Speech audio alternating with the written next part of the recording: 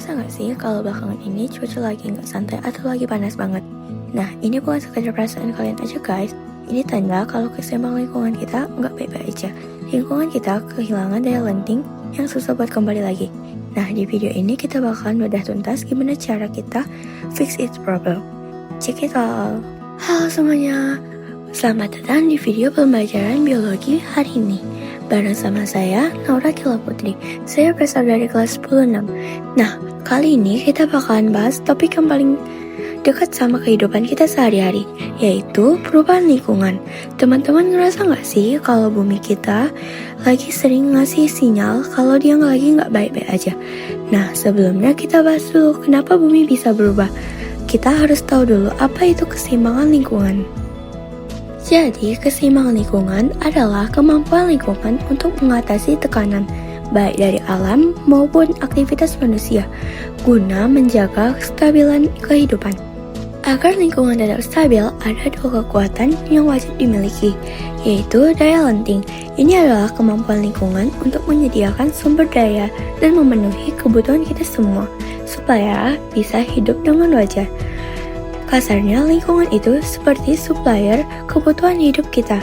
Kalau daya lenting, nah ini nih adalah kemampuan lingkungan untuk recovery atau pulih kembali ke kondisi semula setelah kena gangguan atau tekanan. Tapi sayangnya keseimbangan ini bisa terganggu teman-teman. Faktor pemicunya ada dua, yaitu faktor alam seperti bencana dan faktor aktivitas berlebihan dari manusia. Ngomongin soal aktivitas manusia, dampak yang paling sering kita lihat adalah pencemaran lingkungan. Kapan sih suatu lingkungan dibilang tercemar? Gampangnya, pencemaran itu terjadi saat ada bahan pencemar atau polutan yang masuk ke lingkungan, sampai-sampai kualitas lingkungan itu turun drastis. Nah, indikatornya adalah ketika kadar polutan tersebut sudah melebihi ambang batas yang telah ditentukan. Kalau sudah melebihi batas, otomatis daya dukungnya turun dan bakal mengganggu kelangsungan hidup kita semua. Zat pencemar dan polutan itu sendiri ternyata punya 3 silsilah atau macamnya loh. 1. Polutan fisik. Ini wujudnya benda padat yang susah banget diurai sama alam. Contohnya kayak botol plastik, kaleng, dan sampah plastik lainnya. 2. Polutan kimia. Berupa zat kimia berbahaya yang bisa merusak ekosistem atau jaringan tubuh. Contohnya, sisa pestisida, pupuk buatan berlebih, asap kendaraan atau pabrik. 3. Polutan biologi. Ini berupa makhluk hidup yang jumlahnya meledak atau keberadaannya bikin gangguan. Contohnya, ledakan alga, bakteri patogen, dan tanaman gulma. Sekarang, mari kita bedah dari mana aja polutan-polutan tadi berasal. Berdasarkan medianya, pencemaran dibagi menjadi 4 jenis. Pertama, pencemaran udara. Ini sering banget kita rasain di kota-kota besar. Penyebabnya adalah gas-gas berbahaya seperti karbon dioksida, CO2, dan gas rumah kaca yang bikin bumi makin gerah. CFC yang bikin lapisan ozon bocor, karbon monoksida dari asap kendaraan, serta sulfur oksida (XOX) dan nitrogen oksida (NOx). Kedua, pencemaran air. Air bersih kita bisa tercemar gara-gara buangan limbah pertanian seperti pestisida, limbah industri yang nakal, limbah pertambangan, serta limbah rumah tangga kayak sisa deterjen. 3. Pencemaran tanah. Kalau tanah kita kemasukan limbah anorganik yang gak bisa hancur, sisa pupuk kimia pertanian, atau limbah industri, tanahnya bakal rusak atau kehilangan kesuburannya. Keempat, pencemaran suara. Nah, ini jarang kita sadari tapi bikin stres. Segala bentuk kebisingan yang frekuensi di atas 80 desibel itu sudah termasuk pencemaran suara. Jenis kebisingannya ada yang impulsif, tiba-tiba, semi-kontinu, impulsi kontinu, sampai yang kontinu atau terus-menerus. Contohnya seperti suara knalpot brong. Ada satu fenomena yang ngeri-ngeri sedap nih, namanya biomagnifikasi atau bioakumulasi. Bedanya apa? Kalau bioakumulasi itu proses masuk atau menumpuknya polutan di dalam satu tubuh makhluk hidup dari waktu ke waktu. Sedangkan bioaktifikasi adalah proses peningkatan akumulasi polutan tadi yang jalannya naik lewat rantai makanan ke tingkat trofik yang lebih tinggi. Makanya ada skema konsentrasi. Contohnya gini, kalau di tingkat produsen atau tumbuhan bawah cuma mengandung 10 ppm polutan pas dimakan hewan lain dan naik terus sampai ke konsumen puncak. Kadar racunnya bisa berlipat ganda sampai 10.000 ppm. Bayangin kalau konsumen puncak itu adalah ikan besar yang akhirnya kita makan. Ngeri kan? Tenang, kita nggak boleh pasrah gitu aja. Ada banyak langkah strategi yang bisa kita lakukan untuk menyelamatkan bumi kita. Untuk pencemaran udara dan air, solusinya adalah pengetatan regulasi industri atau pengolahan limbah secara teknis yang benar. Untuk pencemaran suara, kita bisa pakai peredam atau menata ruang pemukiman jauh dari area bising. Nah, khusus untuk pencemaran tanah, kita punya jurus keren namanya metode 9R. Yuk kita terapin bareng-bareng. 1. Reduce, kurangi pemakaian barang perusak. 2. Reuse, pakai kembali barang bekas. 3. Recycle, daur ulang. 4. Repair, perbaiki barang rusak. 5. Refusal, tolak bahan yang gak ramah lingkungan. 6. Redurability, pilih barang yang awet. 7. Replacement, ganti bahan yang berbahaya dengan bahan yang aman. 8.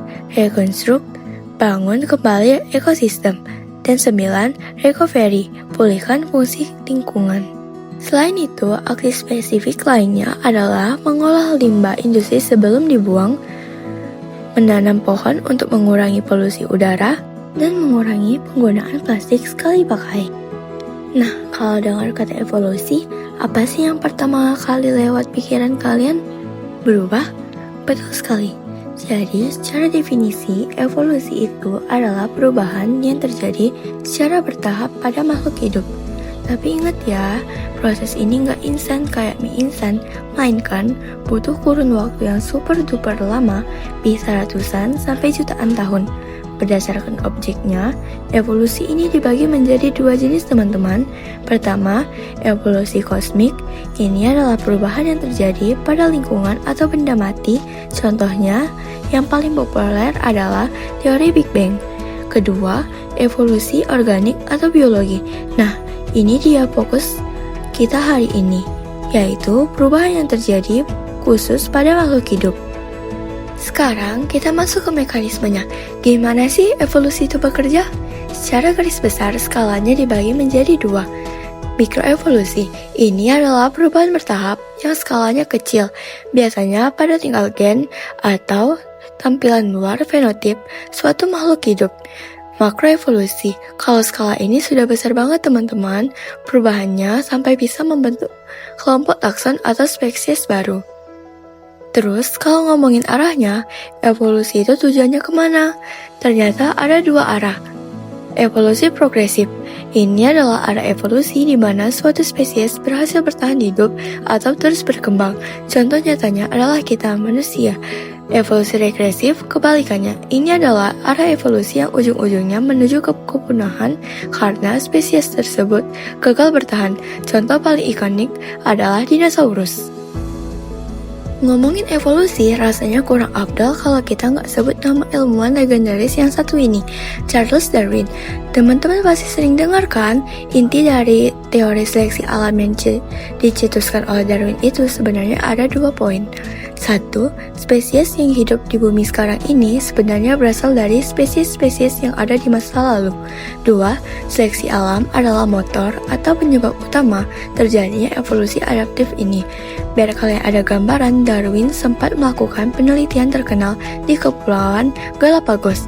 Di sana, beliau mengamati sekelompok burung bernama burung finch. Uniknya, burung-burung ini punya bentuk paruh yang berbeda-beda banget. Kenapa bisa begitu? Ternyata bentuk paruh mereka berubah karena mereka harus beradaptasi dengan jenis makanan yang tersedia di lingkungan pulau masing-masing. Ada yang paruhnya kuat buat makan biji, ada yang lancip buat makan serangga. Keren banget kan? Nah, teman-teman, dari semua materi yang kita bahas dari awal, apa sih kesimpulannya?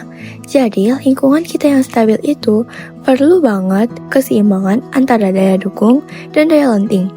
Tapi kenyataannya, aktivitas kita sebagai manusia seringkali mengganggu keseimbangan itu lewat pencemaran yang akhirnya menumpuk di rantai makanan. Dalam jangka panjang, perubahan lingkungan yang ekstrim inilah yang memicu proses evolusi lewat jalur seleksi alam. Organisme yang pintar beradaptasi, dialah yang bakal lolos seleksi dan bertahan hidup. Sedangkan yang gagal, pelan-pelan akan tersisih. Makanya, menjaga lingkungan hari ini sama saja dengan menjaga masa depan generasi makhluk hidup jutaan tahun ke depan. Terima kasih banyak ya buat teman-teman yang sudah menyimak video pembelajaran ini sampai selesai. Semoga menambah ilmu dan bermanfaat bagi kita semua. Maaf kalau ada salah kata. Saya Nurrakila Putri pamit undur diri. Wassalamualaikum warahmatullahi wabarakatuh. This land is your land, and this land is my land, from the California to the New York Island, from the Redwood Forest to the Gulf Stream waters. This land was made for you and me.